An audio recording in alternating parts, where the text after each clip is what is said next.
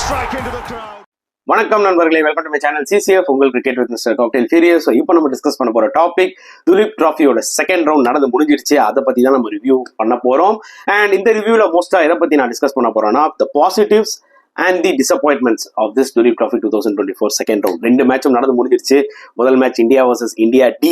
அந்த மேட்ச் வந்து பாத்தீங்கன்னா லைவ் டெலிகாஸ்ட் பண்ணாங்க அனந்த்பூர்ல இருந்து. அண்ட் இந்த பர்டிகுலர் மேட்ச்ல இந்தியா ஏ 186 ரன்ஸ் வித்தியாசத்துல சும்மா தரமா வின் பண்ணிட்டாங்க. இன்னொரு match India B versus India C, அதுவும் அனந்த்பூர்ல தான் நடந்தது. பட் அன்பார்ச்சுனேட்லி அதுக்கு லைவ் டெலிகாஸ்ட் இல்ல. அண்ட் கொஞ்சம் டிசப்பாயின்மெண்டா தான் இருந்துச்சுங்க. ஏன்னா அதுல ரொம்ப ரொம்ப இம்பார்ட்டன்ட் பிளேயர்ஸ் எல்லாம் விளையாடுறாங்க. ஸோ அதெல்லாம் எக்ஸ்பெக்டேஷன்ஸ் அதிகமா இருந்துச்சு. நிறைய வியூவர்ஸ் வந்து பாத்தீங்கன்னா நம்ம சேனல்லயே கேட்டிருந்தாங்க, இம்பார்ட்டன்டான ஒரு match India B versus India C, Ishan Kishan விளையாடுறாரு, ருத்ராஜ் கைக்வாட் விளையாடுறாரு, சாய் சுதர்ஷன் விளையாடுறாரு, இதெல்லாம் வந்து நம்மளால பார்க்க முடியலையே அப்படின்னு நம்ம நிறைய வருத்தப்பட்டாங்க. நம்ம தமிழ்நாடு பிளேயர்ஸும் நிறைய பேர் அதில் விளையாடிட்டு இருந்தாங்க. லைவ் பண்ணிருக்கலாம். அன்பார்ச்சுனேட்லி அனந்த்பூர்ல ஒரு கிரவுண்ட்ல தான் வந்து பாத்தீங்கன்னா அந்த லைவ் கவரேஜ்க்கோ இல்ல மற்ற ஃபெசிலிட்டிஸோ இருக்கு. இன்னொரு கிரவுண்ட் வந்து பாத்தீங்கன்னா அந்த ஃபெசிலிட்டிஸ் எல்லாம் இல்ல. மேபி வேற ஏதாவது சிட்டிஸ்ல வச்சிருந்தா நல்லா இருந்திருக்கும். பட் எனிவே அது நடக்கல. ஸோ அதான் நான் சொன்ன மாதிரி பாசிட்டிவ்ஸ் அண்ட் டிசப்பாயின்மெண்ட்ஸ் தான் நம்ம ரொம்ப அதிகமாக பார்க்க போறோம் இந்த பர்டிகுலர் வீடியோல. அண்ட் முதல் மேட்ச் பத்தி நம்ம டிஸ்கஸ் பண்ணலாம். India A versus India D. நான் ஏற்கனவே சொன்ன மாதிரி தரமா வின் பண்ணிட்டாங்க இந்தியா ஏ, அதுல எந்த டவுட்டுமே கிடையாது. பட் என்ன பொறுத்த வரைக்கும் பாத்தீங்கன்னா துலீப் டிராஃபி இந்த வருஷம் நடக்குது இல்ல, இதுல நீங்க யார் வேணா வின் பண்ணிக்கோங்க. பட் இண்டிவிஜுவல் பெர்ஃபார்மன்ஸ் ரொம்ப ரொம்ப இம்பார்ட்டன்டா தான் இருக்க போகுது. பிகாஸ் இதுல நீ பெர்ஃபார்ம் பண்ணினா கண்டிப்பா இந்தியன் டெஸ்ட் டீம்ல உனக்கு இடம் கிடைக்க வாய்ப்புகள் நிறைய இருக்கு. ஏன்னா இந்தியா 2 டெஸ்ட் மேட்ச் பங்களாதேஷோட விளையாட போறாங்க. ஆல்ரெடி ஃபர்ஸ்ட் டெஸ்ட் மேட்ச்க்கு ஸ்குவாட் அனௌன்ஸ் பண்ணிட்டாங்க. செகண்ட் டெஸ்ட் மேட்ச்க்கு இன்னும் அனௌன்ஸ் பண்ணாம இருக்காங்க. மேபி துலீப் டிராஃபி பெர்ஃபார்மன்ஸை பார்த்துட்டு கூட வேற யாருக்காவது ஆப்பர்ச்சுனிட்டி கொடுக்கலாம். அதுக்கப்புறம் நியூசிலாந்து வந்து 3 டெஸ்ட் மேட்ச் விளையாடுறாங்க. ஸோ அதுக்கும் நிறைய பேருக்கு ஆப்பர்ச்சுனிட்டி கிடைக்கும். ஸோ இதெல்லாம் பார்த்து தான் அவங்க பிஜிடிக்கு யார் பெட்டர் ஃபாஸ்ட் பவுலர்ஸா எடுத்துட்டு போகலாம், எந்த மாதிரி தான் ஆல்ரவுண்டர் கிடைக்கிறாங்களா, நிதிஷ் ரெட்டி நல்லா பண்றாரா, இல்ல ஏதாவது பேட்ஸ்மேன்ஸை நல்ல பேட்ஸ்மேன் நல்லா ஃபார்ம்ல இருக்க பேட்ஸ்மேனை வந்து பேக்கப் ஓப்பனராவோ இல்ல பேக்கப் மிடில் ஆர்டர் பேட்ஸ்மேனாவோ எடுத்துட்டு போலாமா, இல்ல ஒரு பேக்கப் விக்கெட் கீப்பர் எக்ஸ்ட்ரா எடுத்துட்டு போலாமான்றதுலாம் கண்டிப்பா செலக்டர்ஸ் யோசிப்பாங்க. ஸோ இது ஒரு அருமையான ஆப்பர்ச்சுனிட்டி ஃபார் இந்தியன் பிளேயர்ஸ், அதாவது டொமஸ்டிக் பிளேயர்ஸா இருக்கட்டும், இல்ல இந்தியாவுக்கு விளையாடிட்டு அதுக்கப்புறம் அவங்க பிளேயர்ஸை லூஸ் பண்ணிட்டா இருந்தாலும் சரி, இதுல பெர்ஃபார்ம் பண்ணி உள்ள வரவும் நிறைய வாய்ப்புகள் இருக்கு. அந்த வகையில வந்து பாத்தீங்கன்னா இந்தியா ஏவோட பாசிட்டிவ்ஸ் அண்ட் டிசப்பாயின்மெண்ட்ஸ் நம்ம பார்க்கலாம். ஸோ இந்தியா ஏவோட பாசிட்டிவ்ஸ் எடுத்துக்கிட்டா முதல்ல ஷம்ஸ் முலானி அண்ட் தனுஷ் கோட்டையானுங்க. அவங்க ஃபர்ஸ்ட் இன்னிங்ஸ்ல அந்த விளையாடினது இம்பார்ட்டன்ட் பார்ட்னர்ஷிப். இவர் ஒரு 86, முலானி ஒரு 86 அடிச்சாரு, தனுஷ் கோட்டையான் ஒரு 53 அடிச்சாங்க. பிளஸ் செகண்ட் இன்னிங்ஸ்லயும் வந்து பாத்தீங்கன்னா முலானி 3 விக்கெட், தனுஷ் கோட்டையான் 4 விக்கெட் எடுத்தார். ஸோ அதனால they had a very good game நான் கண்டிப்பா சொல்லுவேன். முக்கியமான பாசிட்டிவ்ஸ் பேட்டிங் எடுத்துக்கிட்டீங்கன்னா பிரதம் சிங் ஃபர்ஸ்ட் இன்னிங்ஸ்ல பெருசா விளையாடலனாலும் செகண்ட் இன்னிங்ஸ்ல ஒரு சூப்பர் 100 அடிச்சாரு, 120 ரன்ஸ். பட் அவர் வந்து பாத்தீங்கன்னா பயங்கரமான டெக்னிக்கல் பிளேயரும் கிடையாது, அன்ஆர்த்தடாக்ஸ் பிளேயரும் கிடையாது. ஒரு மாதிரி மிக்ஸ்டு பேக்கா தெரியாரு, ஒரு நல்ல டொமஸ்டிக் பிளேயரா தெரியாது. இன்டர்நேஷனல் மெட்டீரியலா கேட்டீங்கன்னா ஒரு கேள்விக்குறி தான். அண்ட் கண்டிப்பா திலக் வர்மாவை பாராட்டி ஆகணும். ஏன்னா அவரும் ஒரு சூப்பர் நாக் விளையாடினார். 111 ரன்ஸ் அடிச்சாரு. ஃபர்ஸ்ட் இன்னிங்ஸ்ல அடிக்கலனாலும் செகண்ட் இன்னிங்ஸ்ல வந்து பாத்தீங்கன்னா அந்த ஆப்பர்ச்சுனிட்டியை யூஸ் பண்ணிட்டாரு. ஸோ இது வந்து பாத்தீங்கன்னா இந்தியா ஏக்கு ஒரு மிகப்பெரிய பிளஸ்ஸா வந்து அமைது. ஷஸ்வாத் அப்படின்ற ஒரு பிளேயர், உத்தரகாண்ட் பிளேயர், நல்லா விளையாடுறாரு, லெஃப்ட் ஹேண்ட் பிளேயர், நல்ல ஒரு டெக்னிக் இருக்கு. ஸோ ஒரு சாலிட் பிளேயரா தெரியுறாரு. இதெல்லாம் ஒரு மிகப்பெரிய பாசிட்டிவ்ஸ். அண்ட் டிசப்பாயின்மெண்ட்ஸ் எடுத்துக்கிட்டா கண்டிப்பா வந்து பாத்தீங்கன்னா I will say Mayank Agarwal நல்ல ஆப்பர்ச்சுனிட்டியா யூஸ் பண்ணிருக்கலாமோன்ற மாதிரி எனக்கு தோணுச்சுங்க. பிகாஸ் ஃபர்ஸ்ட் இன்னிங்ஸ்ல ஒரு ஃபெயிலியர், செகண்ட் இன்னிங்ஸ்ல 56 அடிச்சாரு. பட் மயங்க் அகர்வால் மாதிரி பிளேயர் கிட்டலாம் நம்ம அதிகமா எக்ஸ்பெக்ட் பண்ணலாம். இந்தியா ஆடி இருக்காரு, ஹோம்ல அவ்வளவு செஞ்சுரிஸ் அடிச்சிருக்காரு. ஸோ அவர் திருப்பி இந்தியா கம்பேக் கொடுக்கணும்னா ஒரு பெரிய ஒரு டேடி 100 அடிச்சாதான் டெஃபினட்டா அவரால் வந்து ஒரு பேக்கப் ஓப்பன் ஆகிறோ ஏதோ கன்சிடர் பண்ண முடியும். ஸோ பிட் ஆஃப் அது ஒரு சின்ன டிசப்பாயின்மெண்ட். ரேன் பராக் அவர் வந்து பாத்தீங்கன்னா விளையாடுறாரு, லைக் 30 ரன்ஸ் அடிச்சாரு ஃபர்ஸ்ட் இன்னிங்ஸ்ல. எக்ஸ்ட்ரா அந்த ஸ்ட்ரெயிட்டா லாங் ஆஃப்ல ஒரு 6 அடிச்சாரு. வேற லெவல்ல இருந்துச்சு பாக்குறதுக்கே.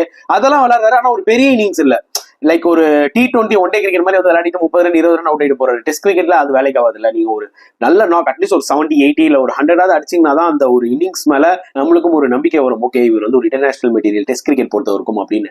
But bit of disappointment. ஏன்னா ரயன் பராக் மாதிரி பிளேயர்லாம் நல்லா வந்தான்னு வச்சுக்கோங்களேன், இந்தியாவுக்கு நிறைய அட்வான்டேஜ். ஏன்னா அவரால் அந்த ஆஃப் ஸ்பின்னர்ஸும் போட முடியும். ஸோ டெஃபினட்டா வந்து பாத்தீங்கன்னா இந்தியன் கண்டிஷன்ஸ் விளையாடும் போது ரயன் பராக் நீங்க விளையாடும் போது அவர் ஒரு நல்ல மிடில் ஆர்டர் பேட்ஸ்மேனாகவும் வரலாம். பிளஸ் இந்த டே 4, டே 5 வந்து பாத்தீங்கன்னா அவரோட அந்த ஆஃப் ஸ்பின்னர்ஸும் யூஸ்ஃபுல்லா இருக்க வாய்ப்புகள் நிறைய இருக்கு. நம்ம ஸ்ரீலங்கா போடும்போது பார்த்திருக்கோம், அடிச்சு போடுற போலர்ல நல்லா ஃபிளைட் பண்ணி போடுவாரு. டேர்ன் இருந்தது அவருக்கு பயங்கரமா. ஸோ இந்தியன் பிச்சர்ஸ்ல கண்டிப்பா he might be so effective in day 4 and day 5. So அதான் அது எனக்கு கொஞ்சம் ஒரு கைண்ட் ஆஃப் ஒரு டிசப்பாயின்மெண்டா வந்து கண்டிப்பா அமைஞ்சது. பிரசித் கிருஷ்ணா அவர் வந்து பாத்தீங்கன்னா ரொம்ப ஆர்டினரி கேம். அவருக்கு கம்பேக் ஆகி வந்து போடுறாரு இன்ஜுரிக்கு அப்புறம். ஃபர்ஸ்ட் இன்னிங்ஸ்ல ஒரு விக்கெட் எடுத்தாரு, பட் பயமுத்துற அளவுக்கு எதுவும் இல்லை. செகண்ட் இன்னிங்ஸ்லயும் பாத்தீங்கன்னா விக்கெட்லெஸ்ஸா போயிட்டாரு. ஸோ இதெல்லாம் தான் வந்து பாத்தீங்கன்னா இந்தியா ஏ கிட்ட இருந்து ஒரு மிகப்பெரிய டிசப்பாயின்மெண்ட்ஸ். இந்தியா டி எடுத்துக்கிட்டீங்கன்னா பாசிட்டிவ்ஸ் எடுத்துக்கிட்டா அர்ஷித் ராணா ஃபர்ஸ்ட் இன்னிங்ஸ்ல நல்லா போடுறாருங்க. அவர் ஃபர்ஸ்ட் இன்னிங்ஸ்ல நல்லா போட்டு 4 விக்கெட் எடுக்கிறாரு. ஆனா அது ஏன் அவரால் ரெப்ளிகேட் பண்ண முடியல. செகண்ட் இன்னிங்ஸ்ல. ஸோ அதுதான் அது ஒரு பிட் ஆஃப் வருத்தமா இருக்கு. பட் ஸ்டில் ஒரு ஃபர்ஸ்ட் இன்னிங்ஸ்னு பார்க்கும்போது அவர் கொஞ்சம் பெட்டரா போடுற மாதிரி எனக்கு தெரியுது. அண்ட் பேட்டிங் வைஸ் எடுத்துக்கிட்டோம்னா டெஃபினட்டா வந்து வி ஹேவ் டு அப்ரிஷியேட் படிக்கல். ஏன்னா அந்த படிக்கலோட 92 ரொம்ப குரூஷியல் ஃபர்ஸ்ட் இன்னிங்ஸ்ல. அவர் அடிக்கலன்னா 150 கூட ஸ்கோர் வந்திருக்காது. அண்ட் ரிக்கி பியோட செஞ்சுரி இன் செகண்ட் இன்னிங்ஸ் ஒரு அன்ஆர்த்தடாக்ஸ் செஞ்சுரின்னு சொல்லலாம். Is very good domestic player, அதில் எந்த டவுட்டுமே இல்லை. பிரதாப் சிங், ரிக்கி போய் மாதிரி பிளேயர்லாம் வந்து பர்ஃபார்ம் பண்றதை பார்க்கும்போது ஹாப்பியா தான் இருக்கு. பட் ஓவராலா கன்சிடர் பண்ணணும்னா அவங்க ஒரு இன்டர்நேஷனல் மெட்டீரியலான்னு கேட்டீங்கன்னா இல்ல. But still they are the important positives. ஆக்சுவலா இந்தியா ஏக்கா இருக்கட்டும், இல்ல இந்த பக்கம் இந்தியா டிக்கா இருக்கட்டும். டிசப்பாயின்மெண்ட்ஸ் நிறைய இருக்குங்க. ஸ்ரேயாஸ் ஐயர் ஃபர்ஸ்ட் இன்னிங்ஸ்ல கூலிங் கிளாஸ் போட்டு வந்து விளையாடினாரு. அவரோட ஷார்ட் செலக்ஷன் ரொம்பவே வருத்தமா இருந்துச்சு. அவர் அவுட் ஆன விதம். செகண்ட் இன்னிங்ஸ்ல 41 ரன்ஸ் தான் செட் ஆகி நல்லா விளையாடிட்டு இருக்கும்போது திருப்பி ஒரு லூஸ் ஷாட்ல அவுட் ஆயிட்டாரு. அவர்கிட்ட நம்ம பெரிய ரன்ஸ் எதிர்பார்க்கிறோம். கரெக்டா. நெக்ஸ்ட் சஞ்சு சாம்சனுக்கு ஒரு ஆப்பர்ச்சுனிட்டி கிடைச்சது. சஞ்சு சாம்சன் இந்த டெஸ்ட் கிரிக்கெட் பொறுத்த வரைக்கும் அவர் என்னதான் பெர்ஃபார்ம் பண்ணாலும் அவருக்கு வாய்ப்பு கிடைக்குமான்னு கேட்டீங்கன்னா டவுட் தான். பட் ஸ்டில் கிடைக்கிற ஆப்பர்ச்சுனிட்டியை அவர் கோட்டை விட்டுறாரு. ஃபர்ஸ்ட் இன்னிங்ஸ்ல ஒரு poor shot, pull shot run out ஆனாரு. செகண்ட் இன்னிங்ஸ்ல கொஞ்சம் நல்லா தெரிஞ்சுட்டு இருந்தாரு. நல்லா ஒரு எக்ஸ்ட்ரா கவர்ல டிரைவ்லாம் அடிச்சாரு. ஒரு 6 ஒன்று விட்டாரு. செம பாசிட்டிவா இருந்தாரு. செம பால் ஆக்சுவலா அவர் அவுட் ஆனதுன்னு வச்சுக்கோங்களேன். பால் பயங்கரமா ரிப்பாய் டர்ன் ஆச்சு. சௌரவ் குமார் நல்லா போட்டார் அந்த பால. ஸோ பைட் ஆஃப் அன்லக்கின்னு தான் சொல்லலாம். பட் ஸ்டில் ஃபர்ஸ்ட் இன்னிங்ஸ்ல அவர் அவுட் ஆன விதம் வந்து பாத்தீங்கன்னா ஒரு மிகப்பெரிய வருத்தத்தை கொடுத்துச்சு. அண்ட் டெஃபினட்டா போலிங் வைஸ் எடுத்துக்கிட்டோம்னா ஹர்ஷதீப் சிங். ஏன்னா அவருக்கு நல்லா நிறைய எக்ஸ்பெக்டேஷன்ஸ் இருந்துச்சு ஹர்ஷதீப் சிங் மேலாம். நான் கூட என்ன நினைச்சேன்னா ஓரளவுக்கு பெட்டரா போடுவாருன்னு. ரொம்ப ஆர்டினரியா போட்டாரு. ஸோ அது வந்து பாத்தீங்கன்னா ஒரு மிகப்பெரிய டிசப்பாயின்மெண்டா வந்து அமைஞ்சதுன்னு நான் கண்டிப்பா சொல்லியே ஆவேன். அண்ட் இதுதான் மேஜரான positives and disappointments of India A versus India D match. இப்போ வந்து செகண்ட் மேட்ச்க்கு நம்ம போவோம், India B versus India C. So India பியோட பாசிட்டிவ்ஸ் அப்படின்னு நம்ம எடுத்துக்கிட்டோம்னா எனக்கு என்ன இந்தியா பி கிட்ட ஒரு இந்த வாட்டி கொஞ்சம் வருத்தமா இருந்துச்சுன்னா நெகட்டிவ்ஸ் நிறைய இருக்கு. ஐ மீன் டிசப்பாயின்மெண்ட்ஸ் நிறைய இருக்கு. பாசிட்டிவ்ஸ் ரொம்ப கம்மி தான். அபிமன்யு ஈஸ்வரன் ஒரு மிகப்பெரிய பாசிட்டிவ். ஏன்னா சூப்பர் நாக் விளாண்டாரு. ஒரு செஞ்சுரி போட்டாரு. ஓகே, ஏன்னா 157 ரன்ஸ் இதுதான் நம்ம ஒரு போன ரவுண்ட்ல நம்ம எதிர்பார்த்தோம். பட் ஆனா அவர் இந்த மேட்ச்ல பெர்ஃபார்ம் பண்ணிருக்காரு. இதுதான் அவர்கிட்ட நம்ம எக்ஸ்பெக்ட் பண்றோம். ஸோ ஒரு கேப்டன் இன்னிங்ஸ் கண்டிப்பா வந்து பாத்தீங்கன்னா பெர்ஃபார்ம் பண்ணிருக்காருன்னு தான் சொல்ல முடியும். அண்ட் அப்பார்ட் ஃப்ரம் தட் வந்து பாத்தீங்கன்னா லைக் போலிங் எடுத்துக்கிட்டீங்கன்னா ராகுல் சஹார் நல்லா போட்டாரு. முகேஷ் குமார் வந்து பாத்தீங்கன்னா ஒரு பாசிட்டிவ் சொல்லலாம். ரெண்டு பேரும் இந்த மாதிரி ஒரு பிளாட் ட்ராக்ல வந்து பாத்தீங்கன்னா நல்லா போலிங் போட்டாங்க ரெண்டு பேருமே.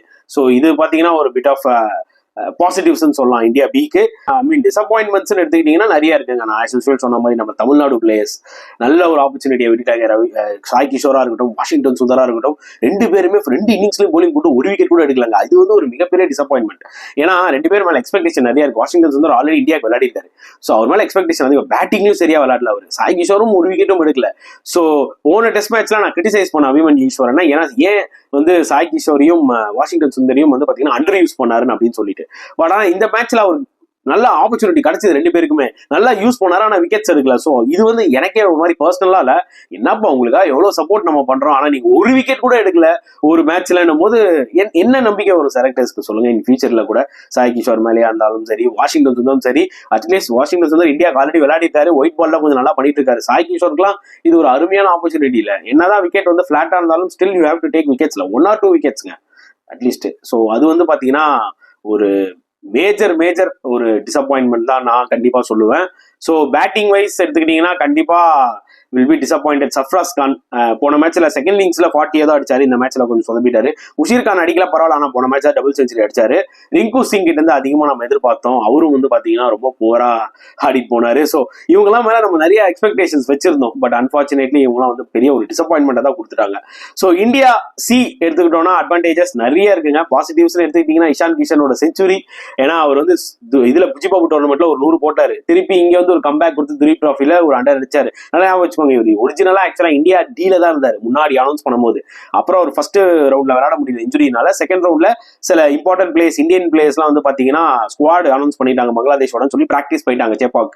ஸோ அதுல வந்து பாத்தீங்கன்னா ஷஃபிள் பண்ண வேண்டியது டீம்ல. அதுல வந்து இந்தியா சில வந்து இஷான் கிஷன் போட்டுட்டாங்க. அண்ட் அவர் வந்து சூப்பர் நாக் விளையாடினாருங்க ஃபர்ஸ்ட் இன்னிங்ஸ்ல. செம 100. அது ஒரு மிகப்பெரிய பாசிட்டிவ்ஸ். அண்ட் ருத்ராஜ் கைக்வாடோட 2 இன்னிங்ஸ்லயும் அடிச்ச 50. ஃபர்ஸ்ட் இன்னிங்ஸ்ல அவர் இன்ஜுரி ஆயிட்டார். ரெண்டாவது பாலே திருப்பி கம்பேக் ஆகி ஒரு 56 அடிச்சாரு. செகண்ட் இன்னிங்ஸ்லயும் ஒரு 63.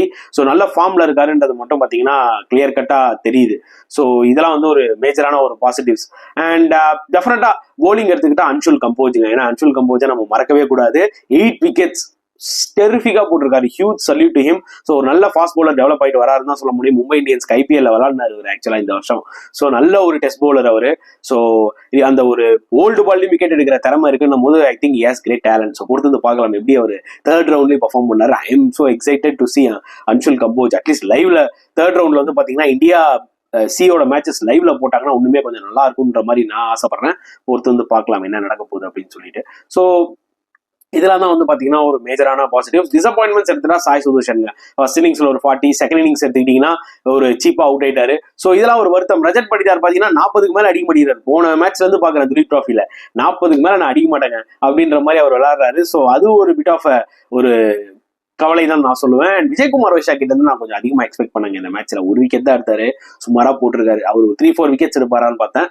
பட் அவரும் கொஞ்சம் கைண்ட் ஆஃப் டிசப்பாயின்மெண்ட் தான். So that's it guys. So இந்த பர்டிகுலர் செகண்ட் ரவுண்ட்ல வந்து பாத்தீங்கன்னா ஓவரால் மேட்சோட ரிவ்யூ நம்ம பண்றதை விட அதுல இருக்கிற பாசிட்டிவ்ஸ் அண்ட் டிசப்பாயின்மெண்ட்ஸை வந்து நம்ம டிஸ்கஸ் பண்ணணும்னா நிறைய யூஸ்ஃபுல்லான பாயிண்ட்ஸ் நம்ம பேசலான்ட்டு தான் நான் இந்த வீடியோல நான் பேசியிருக்கேன். ஸோ உங்களுக்கு யாரெல்லாம் மேஜரா பாசிட்டிவா தோணுச்சு, அட் சேம் டைம் யாரெல்லாம் மிகப்பெரிய டிசப்பாயின்மெண்டா இருந்தாங்கன்னு சொல்லிட்டு தாராளமா கமெண்ட் செக்ஷன்ல போடலாம். அண்ட் இந்த வீடியோ பிடிச்சதா லைக் பண்ணுங்க, ஷேர் பண்ணுங்க, முடிஞ்சா சப்ஸ்கிரைப் பண்ணுங்க. ஸோ நெக்ஸ்ட் வீடியோல பார்க்கலாம் ஃப்ரெண்ட்ஸ். அன்டில் தென் பாய்.